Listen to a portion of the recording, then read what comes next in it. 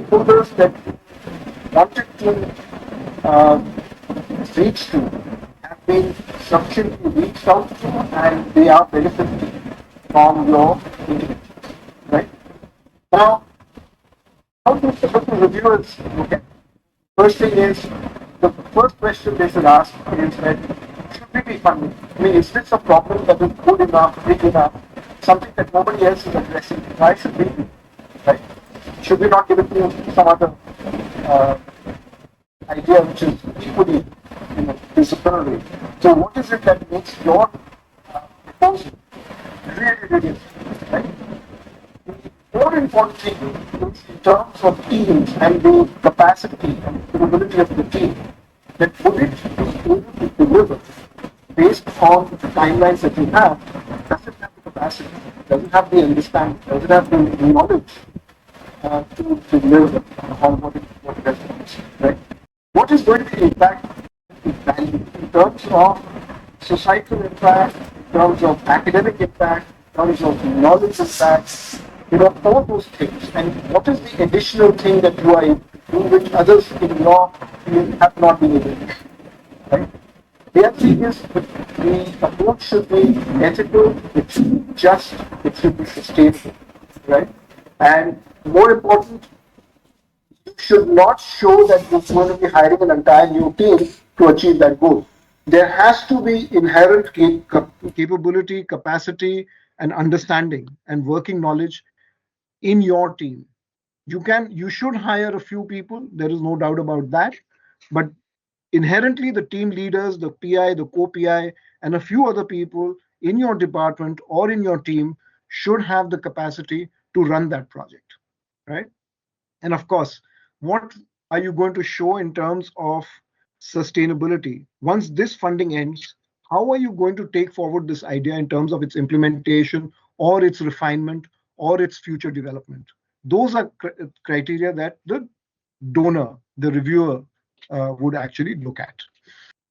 Now, it is important that you should know your funder, right? I mean, in this case, the funder is very transparent, right? But if you were to look at, say, a government agency, they are not very transparent, or even very large donors, they do not make it very clear of what they. Sorry? Is there a question? No, sir, we can continue. I think there was a disturbance. Okay. I request all the participants to just keep themselves mute. In case you have a query, you can raise your hand and we will address it. Okay, right. Sorry, Ayush. Okay. So basically, if you are a government agency or you're partnering with a government agency, you should look at what is the policy alignment between your department or your team with that policy that the government is trying to advocate, right? Let me give you an example. If you saw yesterday's paper, there was this news on electronic cigarettes. Now, as you know, Prime Minister Modi has already declared before the United Nations that electronic cigarettes is banned. Vaping is banned in India.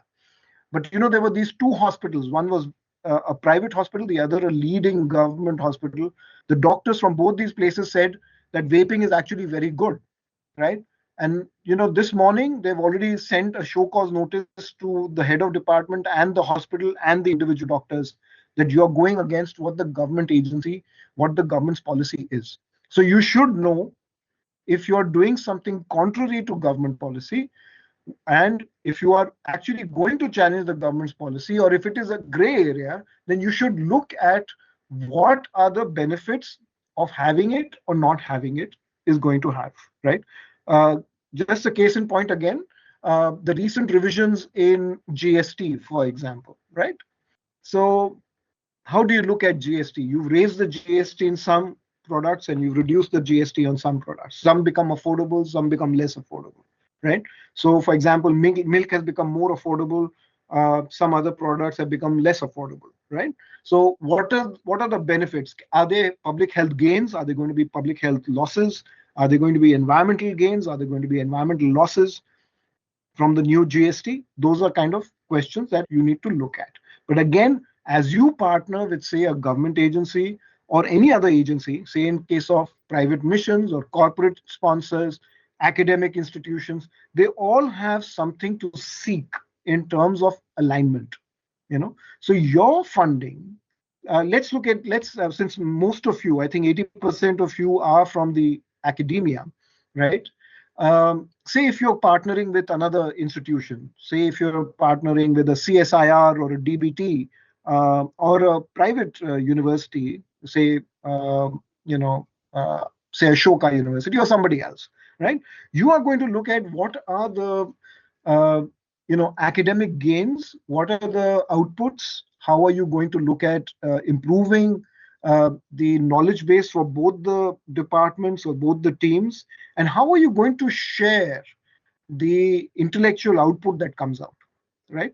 Because if the other institution has some funding and you are trying to raise funding from here, then you have to negotiate and present to us what is the kind of benefit to you and to that institution in terms of uh, academic rigor, in terms of academic output, and by and large to society, right?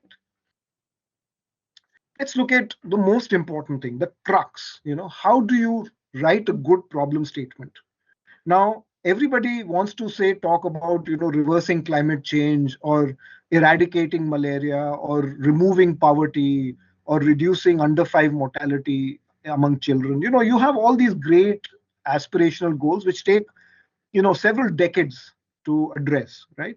So that's not your problem statement. A problem statement is taken from within this larger area, that will become your problem statement. So you need to have one very clear aspect. If you're working on, say, climate change, what aspect of climate change are you going to look at? Adaptation, mitigation? Are you going to look at emissions? Are you going to look at a strategy in which you're going to look at carbon capture? Those are the kind of things that you should be very clear in terms of defining the specific problem and or a specific gap that your proposal is going to address, that no one else you think is currently talking about, right? Now, you need to, if you say that this is a gap or this is a problem area, we may not be the experts, right? But you need to give us the evidence that, that there is no study or there's currently few uh, uh, information or databases that exist to support the claim that you are making or the problem that you're trying to address, right? Now, you also need to say that if this problem is not addressed now or within the next in a short period of time, what are the consequences? That the climate change problem is going to go worse, or there's going to be greater extinction, or people are going to migrate out, or whatever. You need to say what are the consequences of that problem, right? And why you need to, like I said previously, the solutions that you are talking about are going to add up to the existing solutions because they are currently inadequate, right? And you need to specify who is going to be taking up that issue, who is the policy driver, who is the ultimate shareholder and stakeholder in terms of advancing uh, that intervention that you're proposing, right? And you therefore need to say why your team is the most suited team to address this. It's not because you've identified the problem right? A lot of us will say, oh, malaria is a big problem, right? Or floods in Punjab and in Srinagar or Rajasthan are going to increase in the next 50 years. Okay, how's your team best suited for it? So you need to say that to us. All of us, we know the problems about everything in our lives, from climate change to critical care to cricket, right? We know everything. But is your team the most adequate, the best suited, the best placed team to address that? That's the challenge before you. Now, this is, if your problem statement is clear, then you need to come up with these broad ideas. That what is your goal within your broad problem statement? What is it that you want to achieve during the project period, right?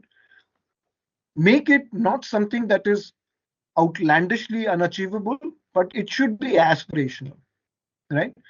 Make it something that goes beyond just a project, but say we will be on this path and we are going to be looking at achieving this over the next 2 years, and you will set us on a path over the next 5 years to achieve this, this, and this. So there's a kind of a roadmap. You say that this funding is crucial for us to get started, to take us to the next steps, or it is already taking us to the next steps, right? So that is the important thing, right? And it will take many years to take it, right? To achieve it. That is fine as far as you are on the right path and you are the right set of people, right? Now, for example, you could look at, how do I improve math and science scores in class 10 or class 12 results, right? I mean, that's the obvious thing, right? Because a lot of children don't do well in math or science, and therefore they have to end up taking. They might be good in one science, they might be good in, say, chemistry, but not in biology or physics. How do you improve their scores so that they can aspire to take, say, medicine or higher science degrees or other degrees that they otherwise would not be able to achieve, right? So how do you help class 10 or class 12 students to improve their math and the overall science scores, right? Now, if you were to convert this into objectives, you must have heard of SMART, right? So I don't want to go into SMART because that's an entirely different lecture. I think that's a workshop that I was talking to Ayush about, that we should do it the next time, on how to write, uh, goals and objectives, and how to write smart objectives, right? But that's another story. We will do it another time. But for the time being, for your proposals, you should look at how to write, to the best of your ability, a smart objective. And like I said, do not bite more than you can chew, right? Do not overclaim or overemphasize on something that you cannot achieve. Because let me tell you, reviewers of your grants will be able to see it and tell you right then that you are, asking for the moon and you will not be able to get it, right?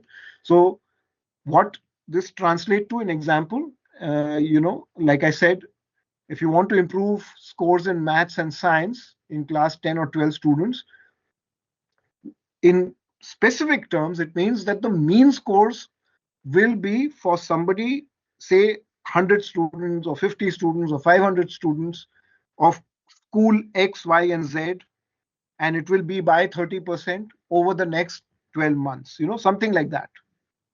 Okay, it has to be very specific कि कितने लोग कहाँ पे कितनी देर तक, right? How many, where, during, and how, and by how much, and in what duration.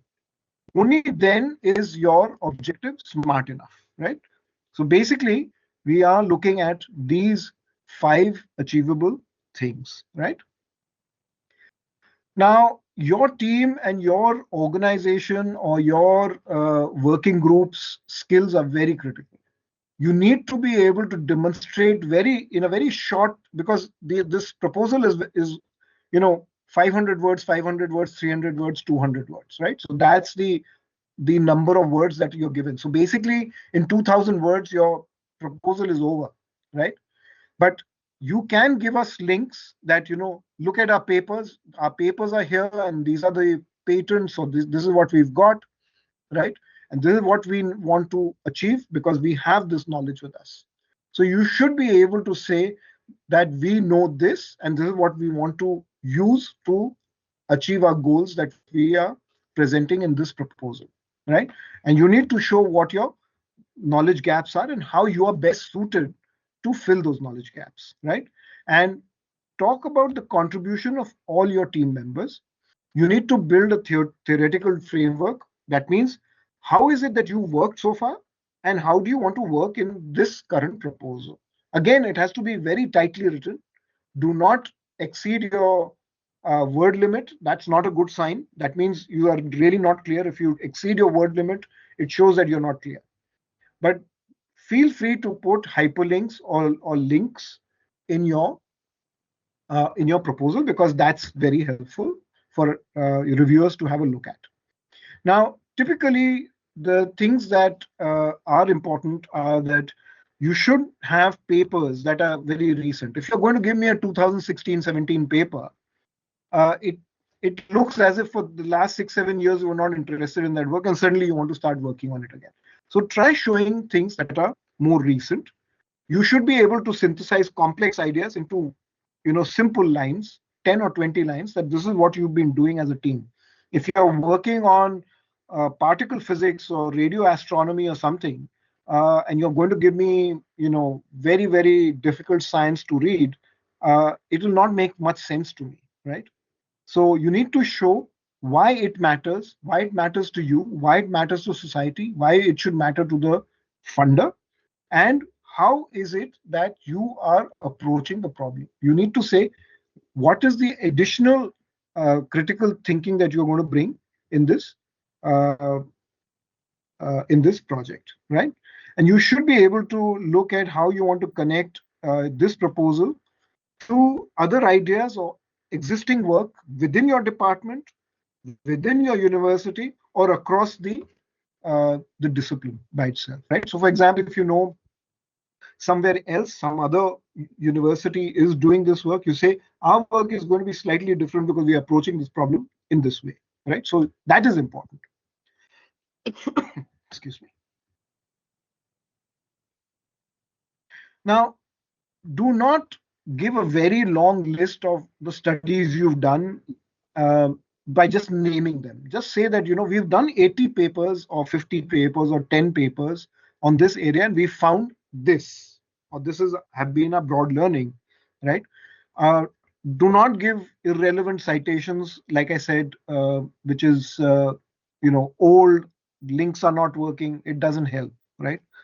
Um, if you found evidence that is, there are two or three answers to the same problem, try saying, presenting this in a very comprehensive way, in a short but clear way, but say that we want to still look at this problem because this means a lot in terms of presenting this to the larger community, right? So for example, um, poverty can be removed by direct benefit transfer. Very true, but not in all cases, right? So, what are the cases in which direct benefit transfers may not work, right?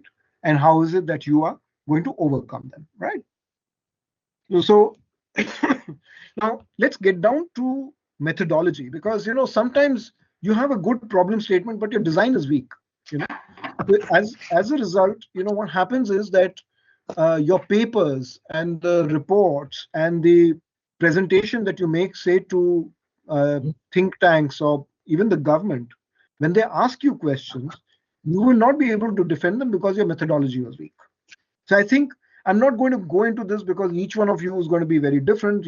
I think you've got economists, mathematicians, pure science people, demographers. I think everybody has a different way of looking at it. But I think, basically the most important thing is how do you make your design uh, robust, your methodology, something that has actually covered all bases. That's very important. This is very critical because I think what has not been addressed very, very significantly is that as a team, you need to assure that there are going to be X number of papers or patents. And what are you going to do with, say, the equipment that's going to come if you're going to buy something or if you're going to hire people? What is going to happen in beyond the project period? What is going to be, after the skills have been developed within the team? How are you going to be using it in the future? If you develop new methodologies, how are you going to share it? Is it going to be open source? Is it going to be on GitHub? Is it going to be on other platforms that you're going to share it? Are you going to be presenting this in terms of direct transfer of skills? That's very important, and that's within the team and within the university. But externally, what does it mean in terms of monetary gains and non-monetary gains for the stakeholders? For example, if you're working in, say, revival of a pond or reforesting or rewilding uh, a part of a landscape, what is the direct monetary and non-monetary gain from it? What is the intellectual gain for your institution and for the people who live in that area? How do they know that this is what we've learned and this is what we've gained, right? And what are the kind of shared resources that you can leave behind so that people, whether it's on a website, whether it's in a library, whether it is in form of a book, whatever, right? What is it that you're going to leave behind for the people who you have encountered and worked with, right? Now, for example, we were talking about this yesterday. If you are going to do, say, a pre-trial, right? Say you're developing an app, say with children or with women, right? Now, participants in that app will need to have some stake, right? Because you've done a pre-test and a pre-trial with them, and they've given you their inputs. How have you compensated them, right? So you have to say that you might give them a book, you can give them a T-shirt, you can give them a cap, you can just give something. I mean, you can give them life insurance for 1 year. If you have the resources, that's a great idea, right? The poorest of the poor don't have insurance, right? So that's a great way to do it. Okay, but I think you need to, in those 500 words and 200 words, the two sections that you have in where you have to explain the project and the project idea, you need to build in all this. I mean, you could, for example, if you already have an existing methodology, then you say, we will be using the methodology of Gupta et al. 1998, revised by Reddy et al. 2017. And you give the hyperlink, and we will understand that it is from these papers or this methodology that you will be using, right? Or you say that we are going to refine Reddy's methodology, that's fine. Sorry, is there a question? Okay. Timelines are important. Okay. Now, how does a donor look at your timelines and how do you see your timelines are very different. You know, uh, you will be hiring people, you will be hiring equipment, you will be doing some training, you'll be doing some field visits. All these take time and there are contingencies and there are periods when you don't know whether things will happen as per the timelines or not, right? So for this, make your timelines very realistic, have some gaps, have some cushion periods, have parallel activities going alongside. For example, you could do database search, you could do literature review, you could begin, say, interviews, you could start pre-testing even before your field visits, right? So those are the kind of things that you should start doing, or permissions that are required before and after, those kind of things. Before, say, your field visit has got delayed because of some untoward incident, uh, you can do other work in that meantime. That's what I mean to say. Now, budgets are very important. Every rupee is something that the donor would like to know where it happened, and what happened to it, and how do you know it's been well spent, right? That's very important. Now, we know the direct costs are very clear. They are clearly mentioned in the format. But there are also indirect costs, right? Which sometimes we forget. Although we might be working in our departments, and the admin team and the admin staff is already covered, right? But there might be other administrative overheads which you might have forgotten to put in, right? Or there are other facility costs that you have not put in, right? So these are the kind of things that you should imagine and remember to put them in. But if you don't put them in, that doesn't mean that it is economy. It is actually a loss to you because you will have to cut corners elsewhere, right? Now, donors don't like both situations. When you inflate or you show very low limits to your expenses, both of them are not good situations, right? Now, after you're shortlisted, it is very important that you look at how your budgets are linked, not only to timelines, but also to individual expenses, but also within each month, right? Or each quarter. And what will happen in case you have savings in a quarter? How do you take it forward, right? What are called no cost extensions? How do you take them forward, right? Now, for example, if you're buying an equipment, you need to look at not only purchase of equipment, also of training, also its maintenance, what are called AMCs, right? But also after sales and what happens to that equipment after the project is over, right? So those are important things because sometimes very many donors will say, please don't buy the equipment because you're going to use it only for these 2 years. We rather you send your samples to, an IIT or any other private lab or wherever, but there's no point you buying, an equipment of 20 lakhs or 30 lakhs or 1 crore rupees, right? So those are important factors that you should build in. Now, how do you measure your own success? Now, this is very important, right? And how does one look at, as a donor, how do you look at your success towards the closure of the project? Now, every quarter, or even within a team, you should every month look at whether the processes are moving in the right direction, or if there are breaks or if there are bottlenecks, how are they going to be uh, adjusted? How are they going to be resolved? Right. The second thing you should look at is that how good are some streams moving and why the others are not improving. Is it a human resources issue, or is it a financial issue? Is it a technical issue? Those are the kind of things that the PI and the co-PI should look at, right? There has to be improvement, in each stream as you move ahead. It does not mean that in the first 3 quarters it's moved very well. In the last quarter, all the teams start to slack it and become relaxed, and as a result, the whole project collapses.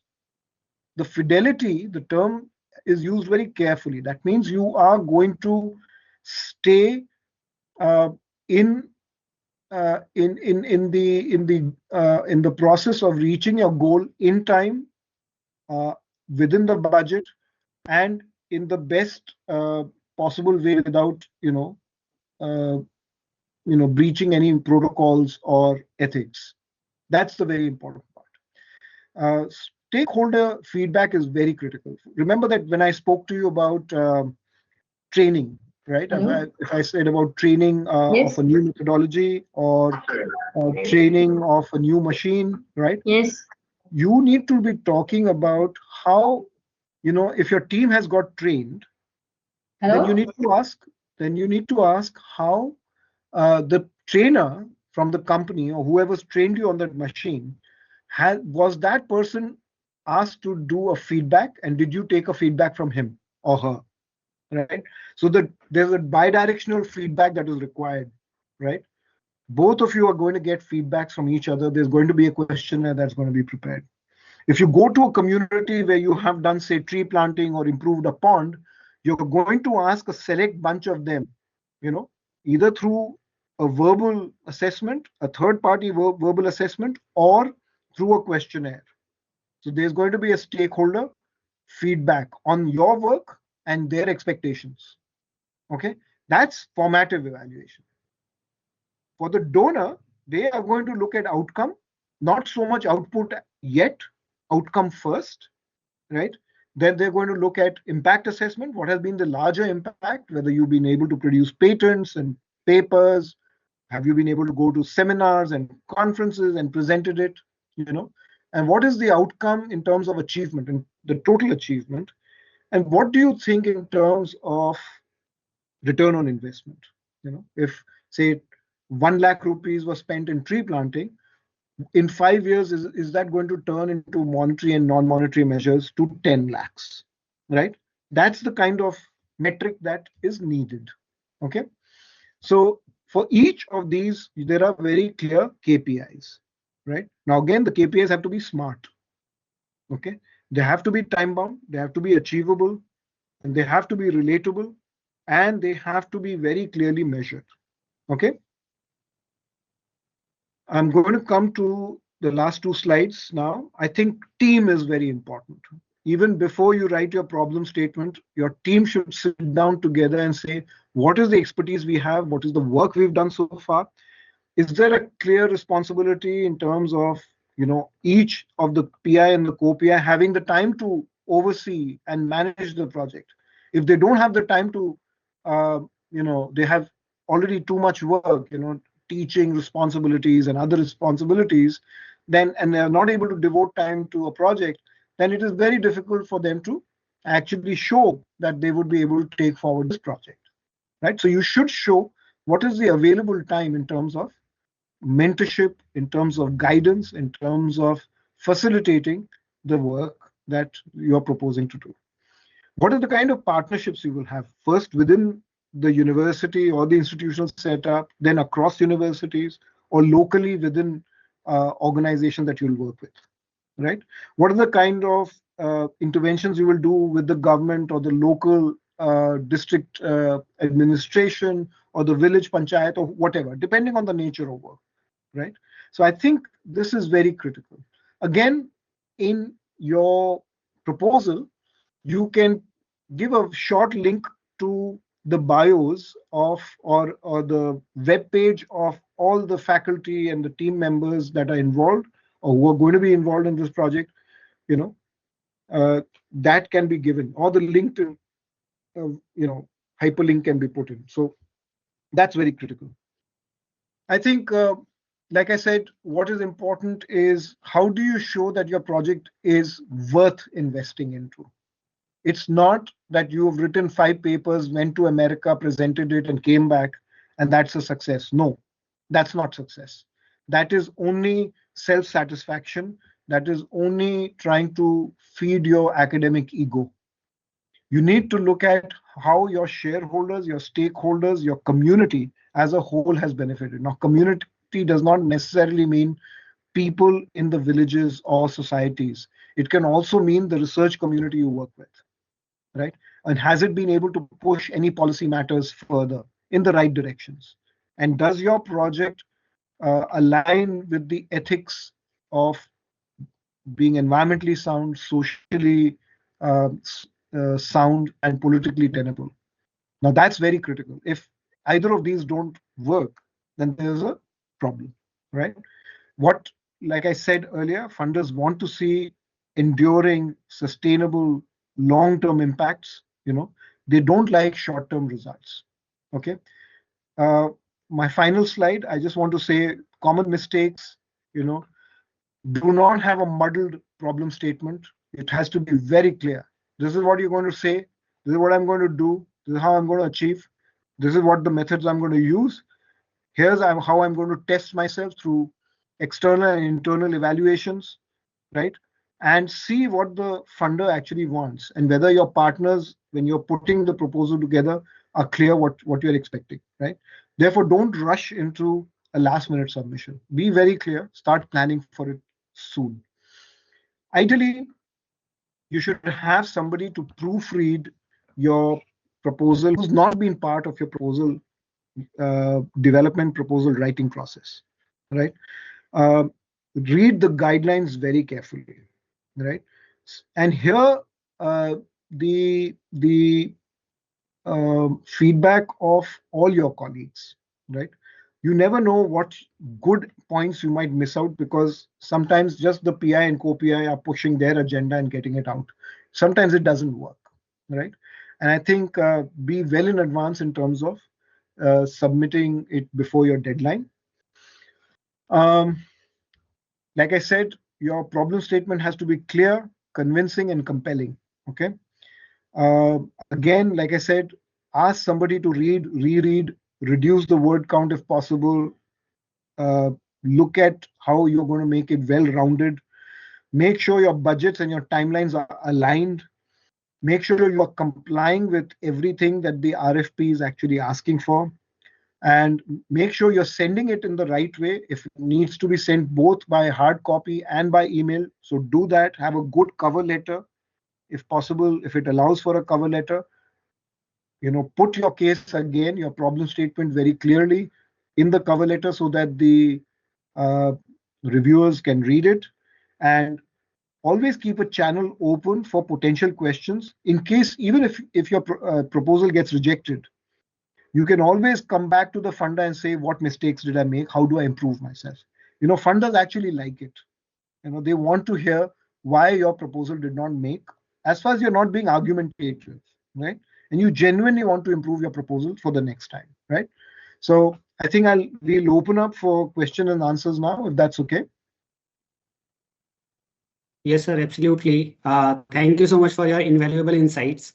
And I myself have, while people are still formulating their questions, I myself noted down few of the points which I like to reiterate and also integrate into the proposal format that I had shared previously on the call. So the first is, so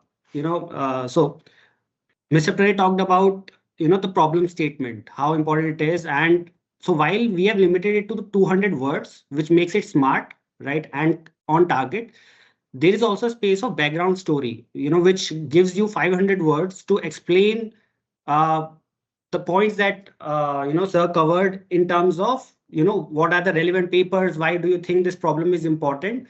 And in addition, if you still want to share some links, right, which I understand, you can include it in the end of the proposal in an appendix, right? So you can use that extra space for whatever extra material you want to share in the proposal, right? Second thing is on the team details, right? So while absolutely, as sir mentioned, we need to know the expertise of the team. The problem that you have taken up is, does the team has the capacity and the expertise to fulfill it? So you can include the team expertise details in the collaborating institution role section, right? That is the section in which you can specify the team details, their expertise, and their information, right? That section you can utilize for that. Next is on the approach and methodology, right? So whatever framework that you build that is relevant for your problem statement, you can include that quantitative and qualitative analysis that you would be doing in the approach and methodology section. If you notice the sample proposal, it has been built for it to be indicative for your problem statement, but feel free to include the relevant framework that works for your problem statement. Also, there should be clearly defined objectives that Sir was also talking about, that has been mentioned in the sample proposal under approach and methodology. So for all the objectives that you build, which are smart in nature, there would be a KPI, right? Now this KPI, how it is linked back to the objective, is included in the expected outcome section. So if you see in the expected outcome, there's a table, right, which tells you that this is the objective and in what is the KPI that you need to establish as a team that will help us as funders evaluate that when will we know this objective is complete, right? So expected outcome section in the sample proposal gives you that space to include evaluation and monitoring framework. Second, it gives you the space to include scalability. So as I was discussing with sir, we will call this out separately from next time onwards also. But for this year, include that how can it be scalable, right? Under the expected outcome, how can it be feasible, right? Even beyond, once the grant is selected, you have implemented it, worked hard on it, how can it make a long lasting impact, right? That can all be included in expected outcome, even in approach and methodology as fits rightly fits your problem statement.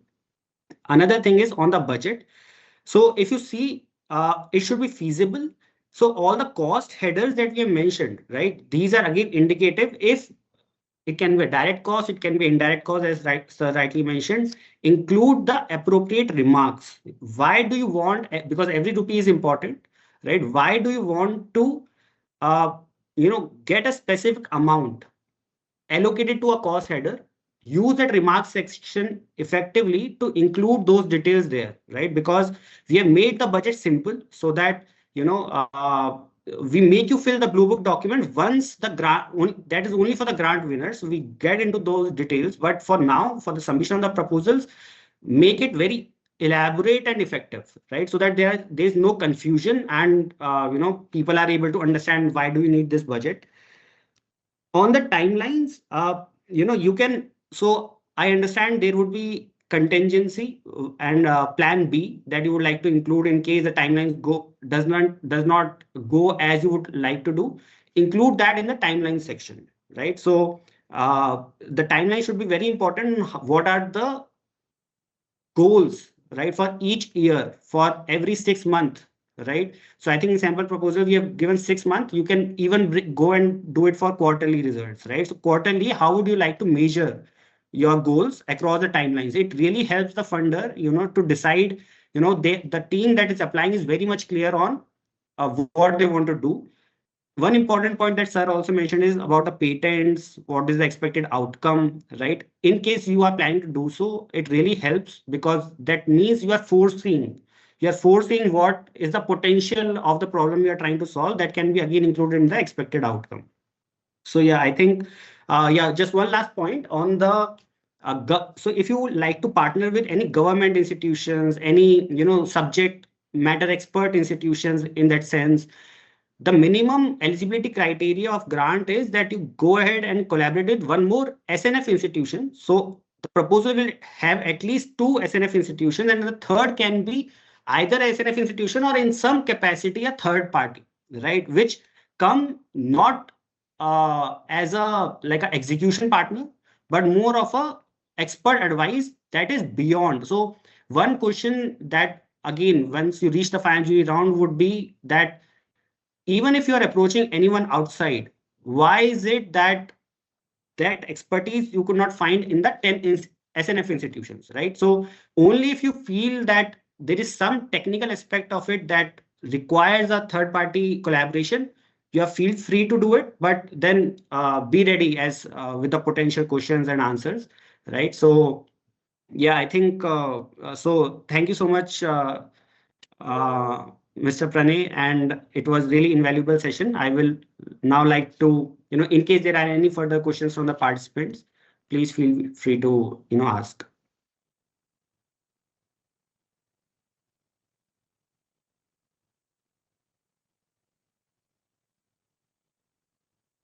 Hello, sir.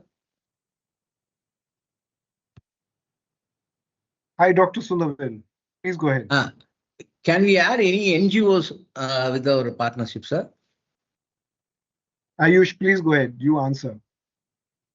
Yeah, see, it's as I rightly said, it's absolutely fine. It's just that you need to. So, for example, we have Shiksha initiative, which is also part of, we have already. Already we are coordinating with Shiksha. The same type of things as he has been doing in Chennai also. So just we want to collaborate with this both environment, right? Tamil Nadu as well as in Uttar Pradesh. So it will be easy for us to take our different region to have a main spread on this. So just but officially they will be only, we are taking the advice how they have been doing it. We are not going to fund them. We are going to use their expertises and their success stories to start with. So I have a doubt just we can able to collaborate with them. Yeah, if you correct, if you are not giving any funds outside, I think it's a good point that the funds don't need to flow out to the external partner. But yes, if you want to include them, and as Pranay sir was also mentioning that establish some kind of reward, right? So that they are motivated enough to, collaborate with you, and then you can definitely collaborate with them. Thank you, sir. Thank you. Okay.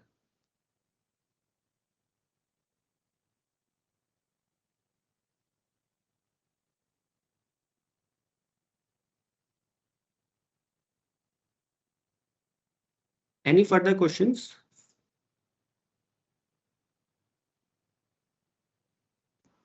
Hello. Good afternoon, sir. Sir, I need to get a clear idea regarding the criteria for there are three criteria which are added new to this year. Can I have a elaborate on those? What are the criteria and how we need to look from our project perspective?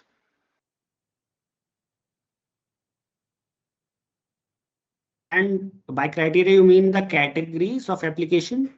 Yes, sir.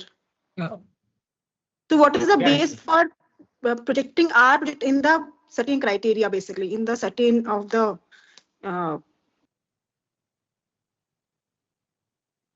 Yes, sir. So, ma'am, did you get a chance to go through our website? Yes, sir. Yes, sir. Okay. So there are three criteria, no? The one is this is non-higher education institute, and the other one is higher, and third one is your the culture background, I think. Non-sectoral proposal. That's what. Yeah. So, okay, I will just quickly give you a glimpse. So, for everyone, just for the context, just go through our website. There are 3 categories of application. First one is non-higher education institutions, which means that the project can be led by, they can be led and participated by non-higher education institutions only. Now I understand that as you were talking about expertise, right? So if you want the expertise of higher education institutions, the only catch to apply under non-technical, non-higher education institutions category is that the budget allocated to a higher education institution can only be 10%, which means 4 lakh rupees. 10% of the total budget, which is 4 lakh rupees, can be allocated to higher education institutions. Rest, all of your partners need to be from non-higher education category, which is Vidya Gyan, Shivananda School, THT, KNMA, Shiksha, right? All of those. Second is the non-technical proposal, right? It can be led by a non-higher education or a higher education institution. So there's no discrimination. The only thing is we wanted to, give more further push to people who are working in different departments apart from, technical departments, so that they can create projects which, has a combination of both higher and non-higher. It does not maintain the eligibility criteria of non-higher education institutions category, but at the same time relate to education, environment, non-technical. So if they lie under those category of proposals, then they can apply under non-technical proposals, while the technical proposals category are physics, chemistry, life sciences, biochemistry, all of those, which again, domain has been listed on the website. There are a lot of domains.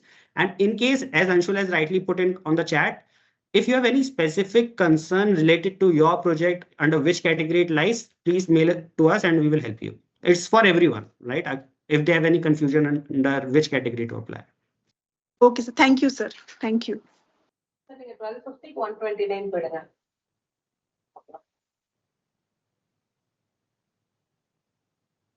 I think Ayush, we're also at the end of our time. So let's thank Pranay, and then we can take questions. They can directly mail us to us, or they can put it on the WhatsApp group also.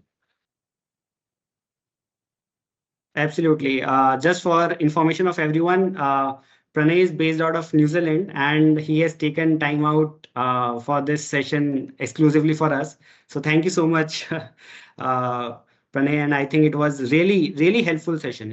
It set the course right for, upcoming months, because the deadline is 14th of November. So now I think your session helps to, wherever people are on their journey of writing it, they can now put the right things under the proposal. So thank you so much for your time and knowledge sharing. Pranay, once again, thank you so much for doing this. It's quite inspiring to hear from you, and I hope the team also gets to learn and we get to see good proposals this year. Thank you so much, sir.